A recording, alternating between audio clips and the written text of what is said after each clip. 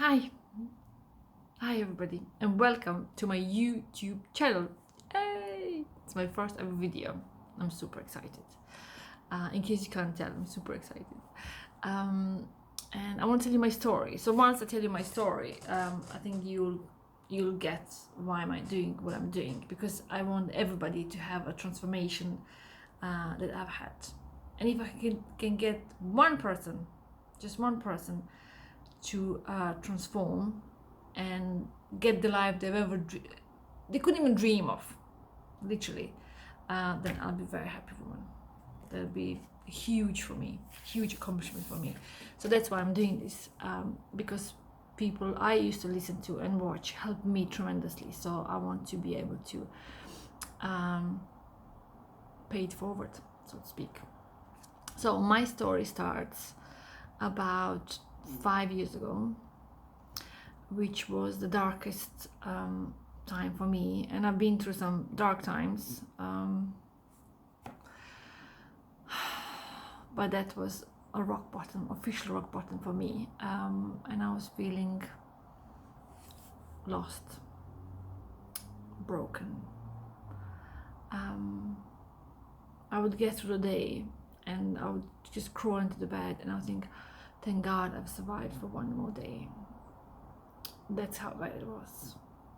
I get emotional now. And I didn't know who I was anymore. And I was feeling guilty all the time. I was trying desperately to make everybody around me happy, but I was failing miserably every day. I was feeling guilty when I was at work because I wasn't home with my son.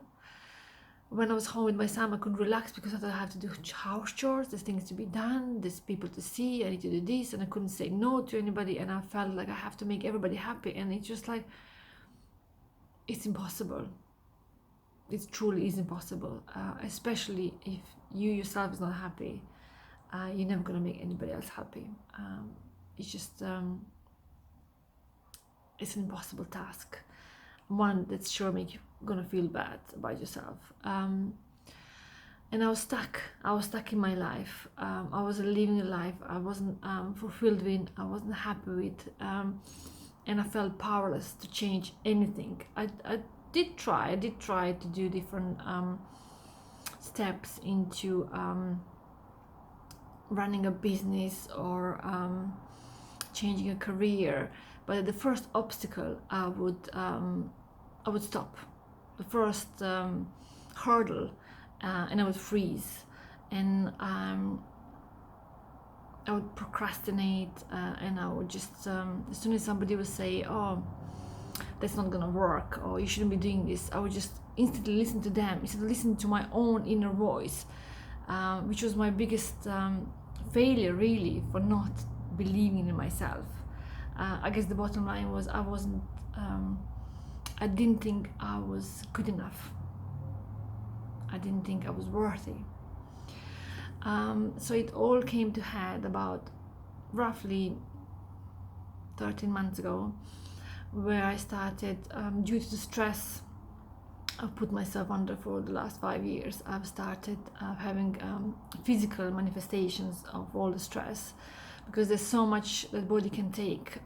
We're designed to have fight or flight for, I don't know, a couple of minutes or maybe a couple of days, but not for a few years. So I started breaking out in boils. First it came on my ankle, and nobody could figure out what it was. It looked like bites, then it looked like burns, and then my leg would swell up and I couldn't even walk. I would like limp to the A&E to be seen by a nurse who was like gobsmacked, what is this? Nobody knew. And I would see a doctor after doctor after doctor. I think I must have seen 6 different doctors in 3 different hospitals and emergencies, and they kept giving me antibiotics, which would help a little bit, but it wouldn't alleviate the pain. I was in tremendous pain, and then as soon as one boil would go, another one would appear, sometimes 3 or 4 at a time, and the pain was excruciating. Like I would be shaking with pain and looking at the clock, when can I take the next painkiller? I was taking painkillers around the clock every 4 hours, because that's how it was allowed. Every 4 hours on the clock I was taking painkillers and shivering. in pain, and I thought, what kind of life am I gonna have? Like, what is this? What's happening to me? On some subconscious level, I thought it must be the stress, but still your brain cannot make that connection. You still think, no, it must be something physical. I'm allergic to something. I thought maybe it's allergic to new earrings, or I was using a water filter at the time at work, and I thought maybe it's a new water filter, maybe something is odd there, or the doctors like literally didn't have a clue. But because it was so bad, and over a period of 2-3 months, I've seen so many doctors, they've actually sent me to a specialist hospital for dermatology, and I went there, and the dermatology specialist had no clue what's wrong with me either. So he said, I'm gonna have to do biopsy on you because it looks like an autoimmune disease. And for me that was crushing, because I knew I did that to myself. I just knew. I've listened to enough podcasts and videos and read enough books to know that all autoimmune diseases are literally caused by a stress, a prolonged stress that your body cannot cope with, and your cells literally get deformed, and they lead to a disease. And then when he said, we'll do a biopsy because I can't diagnose you, but I have a pretty good idea what it is, I just thought to myself, enough. You're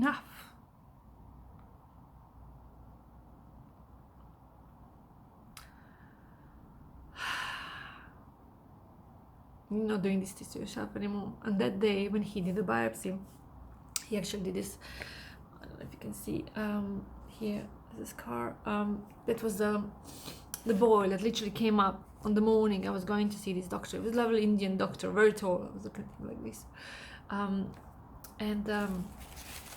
so he said, okay, we'll use that last one for biopsy. And that morning I was sitting on that some kind of almost like dentist chair, and he'd cut out a piece of this, whatever this spoil was, for biopsy. And I told myself, this is going to stop. This is stopping. Like, who does this to themselves? Who loves themselves so little to allow this to happen? I just made a decision then and there. This is the last boil I'm ever going to have. And that's it. It was. I don't know how this happens. I don't know how it works. But I told myself, this is the last ever it's going to happen.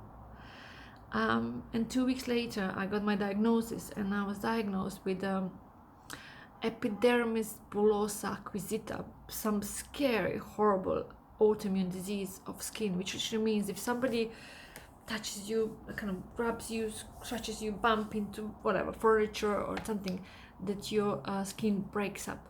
Like literally, the layer of the skin starts breaking up, and then the boil comes up, and you're in pain, and it can be managed with medicine, but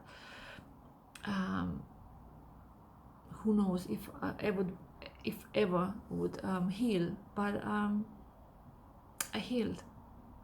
Since then I didn't have one single boil, and since then I got to work.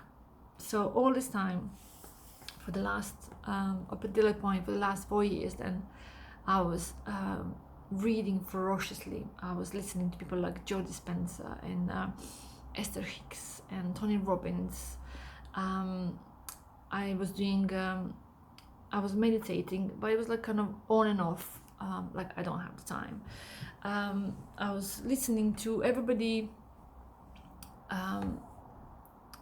that was experienced in this field of self-development, but I wasn't doing anything. I was just listening to podcast after podcast, reading the book after book, but I didn't do the work. And then I got to work, and then all of a sudden I found time to meditate 2 hours a day. So I would get up an hour, then I would normally get up earlier, and I would meditate for an hour. Then I started journaling, and I just found that like such a release, and I was resisting it for years. For years I was listening to Oprah saying it's the best thing she's ever done in her life, and I thought, so good on you, Oprah, I wish I could be like you, but I'm not. I was telling myself a story that I'm not. I don't do journaling, it's not me. Bullshit. It's just an excuse. It's just an excuse because you don't want to get out of the comfort zone. You don't. Your body wants to stay exactly where you are because it tries to keep you safe, and no one is safe, no matter how shit it is.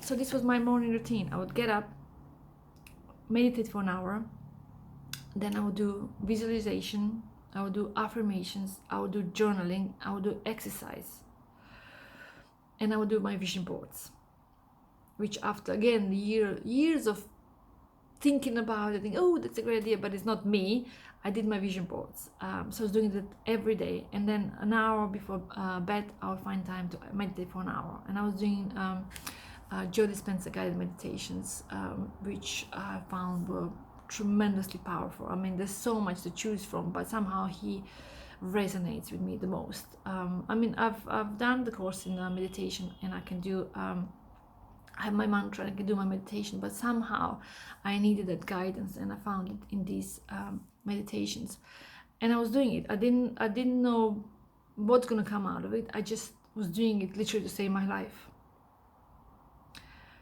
And then I started clearing up my life. I've confronted everybody that was making me miserable. I told them, enough, I'm not taking this anymore. I've moved away. I've created a different life for myself and my son. And I surrounded myself with people who are into the same things I am, who I can bring up and talk about, I don't know, what is the latest meditation you're doing, or what kind of journaling you're doing now, or what kind of tools and techniques do you do when you get upset, and how do you deal with stress, and how do you deal with failure.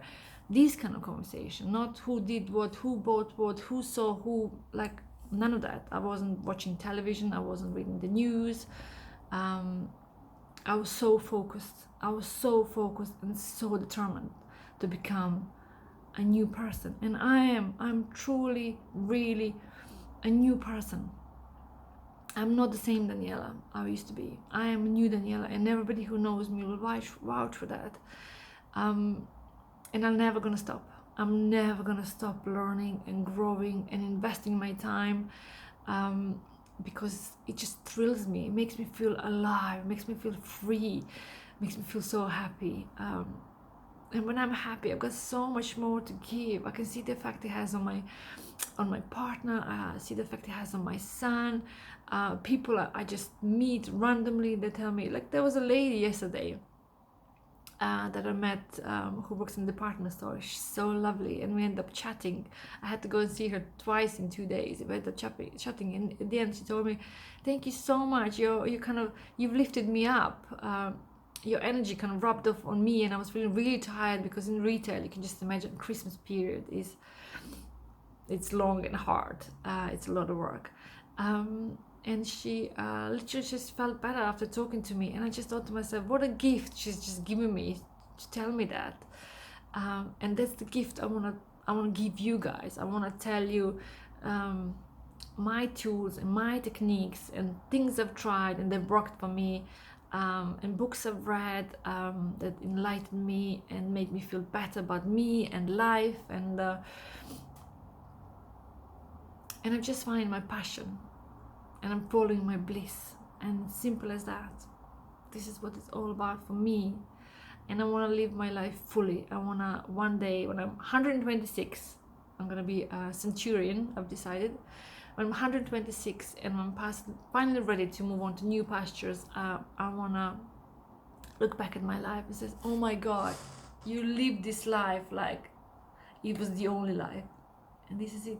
We have one life, and we have to live it fully. Like, what else is there? What else is there but to live it fully and to get all the joy you can, to get all the laughter, to get and to give and to be grateful.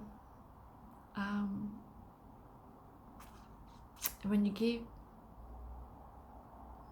but give from the heart without any attachment or expectations, and when you're grateful for what you have, like, you get so much more coming back to you. It's incredible. My dreams are manifesting like with such speed that it's just like it's catching me by surprise. There's so many synchronicities in my life. I wish for something and it happens. It's incredible. I remember actually watching one documentary with Oprah, and she said, oh, I've always wanted to be one of those people who think of something and it just comes to them. And then one day I was in my house and I was thinking, ooh, I fancy some tomato soup. And I went out to my garden just to, enjoy the day. And this neighbor comes up to me and he's carrying tomato soup for me. And he said, oh, I made this big batch and I thought of you. I know you like tomato soup, so I thought I'll bring it to you. And she was like, oh my God, I can do it. So this is what I'm talking about. You can do it too. I just want to wish you all an amazing day. In my next video, I will talk a little bit more about my morning routines. And if you have any questions, please just drop me a message and subscribe.